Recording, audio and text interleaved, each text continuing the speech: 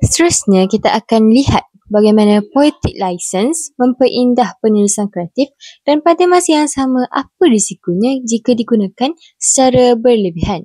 Jadi yang pertama, poetic license memberi kebebasan kepada penulis untuk tidak terlalu terikat pada peraturan bahasa.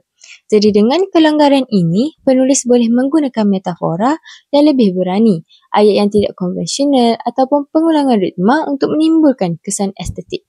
Tujuannya adalah untuk menyampaikan emosi dan idea secara lebih mendalam, lebih imaginatif dan lebih puitis.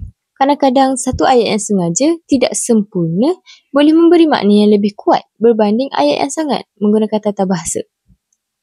Jadi kelebihan inilah yang menjadikan karya kreatif lebih hidup. Pembaca bukan sahaja membaca perkataan, tetapi mereka turut melihat imejan, merasai suasana dan menangkap makna tersirat melalui bahasa yang lebih bebas dan simbolik. Namun, poetic license ada hadnya. Jika digunakan terlalu banyak, ia boleh menyebabkan makna menjadi kabur. Jadi bahasa yang terlalu abstrak, metafora yang bertindan-tindan ataupun ayat yang terlalu longgar boleh membuat pembaca hilang arah. Karya mungkin kelihatan indah tetapi mesejnya tidak sampai. Ini boleh menjejaskan kredibiliti penulis dan mengurangkan keberkesanan karyanya. Jadi, keseimbangan sangat penting.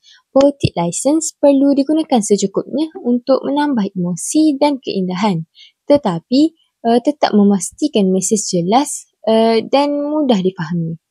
Kesimpulannya, poetic license ialah alat yang kuat untuk memperkaya bahasa dan mencipta pengalaman membaca yang lebih mendalam.